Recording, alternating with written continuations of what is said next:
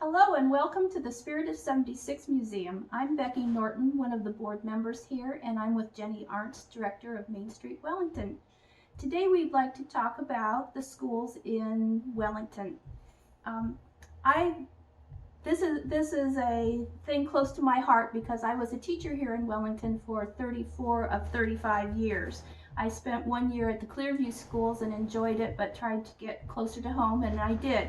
And I was very happy to do so because I was a graduate of Wellington High School, a proud Duke, I might add. I'd like to show you this display case we have of the early days of our school building. I think you can see it in the background here, the picture, the Wally in the back. And this was the original building that was built in about 1868. And all of the things that we have here would be about from that date or to the early 1900s. As you can see, there's a picture here, and that is the class of 1908. And we also have another view of the school in this picture that we're very proud of having. In this cabinet we have some of the inkwells that would be used. We have an old-fashioned lunchbox that would have been common at the time. Down here you can see there's a big crock, and this crock is Keller's inks. So what would happen is the teacher would have that crock, and as the kids ran out of ink at their desks, she would be able to fill it up from the supply that she had. We also have some of the small school bells for the teacher to get the students' attention. And then moving on around here, here's an old desk that we have that might have been used. It's more of a standing desk, as you can see, or one that you would have a high stool to sit on, and just a big area on the inside, lots of space, not like the desks that they have today where the students have to cram everything in or put everything in a backpack and carry it with them.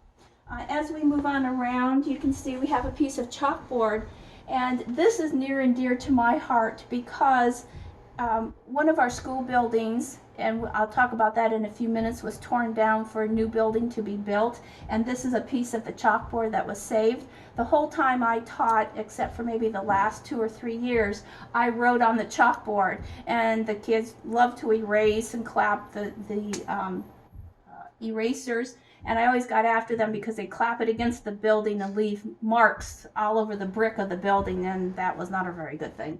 So I never let them do that if I could help it. This is more of the way the building looked that when I was there as a student. And this is Mr. McCormick here with his dog, and Mr. Allison, who was a superintendent. Mr. McCormick was a principal, a very well-known principal. He was before my time. I never knew Mr. McCormick, but my mother-in-law taught English in the Wellington school system, and Mr. McCormick hired her, and she always told the story about how she overslept one day, and she lived in a apartment across the street from the school, and Mr. McCormick marched across the street, knocked on her door, and said, "Miss Norton, it's time to get up and go to school." And of course she was all in a dither and so apologetic, and so she got dressed. He went back to school and she got dressed and came back over, and he said, "Now calm yourself down, get a cup of coffee, and don't ever let that happen again." And to my knowledge, she never did let that happen again. And in fact, she taught me junior English along with her son, who ended up being my husband, but that's another story for another time. So this is going on to later time than the first building, and this building was actually built around the original building. So when I taught at the school, and when I attended there and then eventually taught there, some of the inside of the building was actually original from 1868, which was very interesting. You just got used to it and you didn't think about how old it was, but kind of creaky wooden stairs and some different things. They just built around. So we are going to go on around, if you want to. Joe will show me climbing through here. This is the more modern and latest part of the school. Wellington High School was moved to a new building in 1971 1971. So the 1971 class was the last class to be at what we call the old school. And then I started in the new school in the 1971-72 school year. So I went to what we call the new school, which is now like 40 years old, 47 years old. So I'm showing my date. But so when we did this display, we had to show some of the kids that went through the school as a high school, and then that school became the middle school. And they named it McCormick Middle School after Mr. McCormick, the man that I just showed you over there. So we have some things here that are like the varsity jacket 1971, because that was the last class that was in the old building. And we also have some things that say McCormick Middle School on them, because a lot of students only remember it as a middle school. They never knew it as a high school.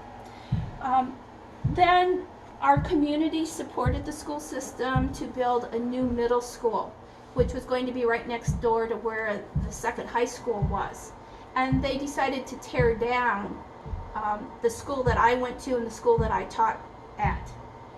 So the museum decided to host a last dance at the old school before it was torn down. And what we did here in this display is, this is from the 1950s, a dance at the school. Of course, they always had the formal dances at the school. They didn't go places like the kids do now for their proms. And you can see here the last dance, October 17th, 2015.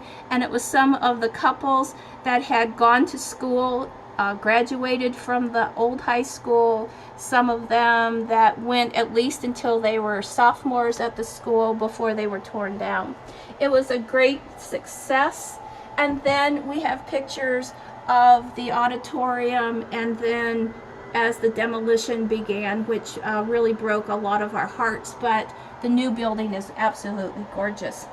So that is some of the display that we have here, showing what our school looked like in 1968, and then as we went forward to a more modern era.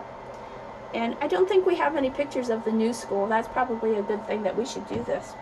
But do come and see us when we open, and I think we're really hoping that we'll be able to open next year and see our school display and go down memory lane, because some of you may remember what your school looked like if you went to a different school than Wellington, or if you went to Wellington, to remember some of the good times that you had here. Thank you for watching.